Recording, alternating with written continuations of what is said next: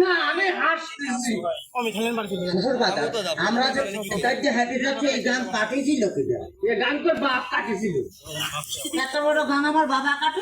তোর বাপ কাটিছিল। আমার বাপ তো এই এত মাটি ফেলেছিল কার নাই? মাটি এত মাটি আমি করেছিলাম স্যালারি করে দেবো টাকা। তাতে কিস কিস করেছিল না? আগে তোকে আর একটা কথা কইছিস তো তোর মুখ আমি সুতোতে সেলাই করে একটু বলে দিলাম। হ্যাঁ তাহলে আমি শ্বশুর বাড়ি যাই তো চাবা খাবো না কেমন মাঝি? এত বাদ আমার জ্বালাতে জ্বালাতে এখন তো তাতে আমার সহ্য করতে বুঝতে পারতেছিস না। আসন তোর ওই শাশুড়ি আর কি ওই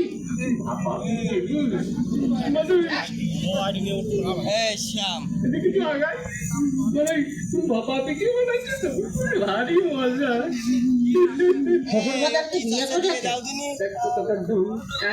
কি বিয়ে করেছে? বিয়ে করেছি বিয়ে না করে তোরটা আসতে বলছি। আমার চলে কত টাকা আপনার কোনো ছেলে পিলে হয় নাই শ্বশুর বাড়ি? কপাল আমার কপাল আমার জামাই আমার ছেলে পেলে হয়েছে কিনা কষ্ট দেখে আমি আর পথ দেখে যাই। তাহলে তোর বাড়িয়ে কত পা গুঁড়ো করে দেবো কিন্তু একেবারে দেখেছিস শ্বশুর বাড়ি গেলে কিছু চাবা খাবো না কি করে? চাবা খাবারে কি করে এই যে অবস্থা করতেছ তাতে তাতে তুমি বুঝতে পারছো না তো গোস্ত খাবারে কি করে?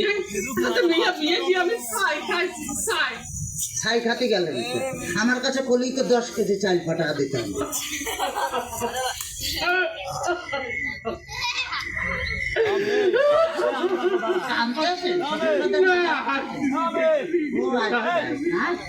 আমার তোরা একটা সাথে বাইরে দাঁড়াতে গেলে একেবারে দেখছেন ওই তাহলে তো বললাম আমি তো দাঁত ফেলা দিলে আমি গোস্ত চাবা খাবো না কেমন মাঝি? দোহাই লাগে তোর দোহাই লাগে আর কথা কইছে তোর দুকে বাপে ধরেছি তোর দুকে পাই কথা কইছি কথা কইছি।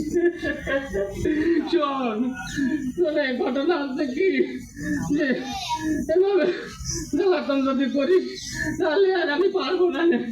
আমি 68,000 গ্রাম মেয়ের বাপকে বলবো যোগো মেয়ের বাপ না তোমরা আমার মতো এইরকম হারামজাদা তাহলে সাথে মেয়ে বিয়ে দিয়ে দাও। মেয়ে বিয়ে দেওয়ার আগে ভাইয়ে ডাকবা যে সেই মেয়ের জামাই ভাত কাপড় দিতে পারে কিনা, জামার বাড়ি ঘর দূর আছে কিনা, জামাই ঠিক মতো মেয়ের কাছে মানায় কিনা, তারপরে তোমরা মেয়েকে বিয়ে দিও।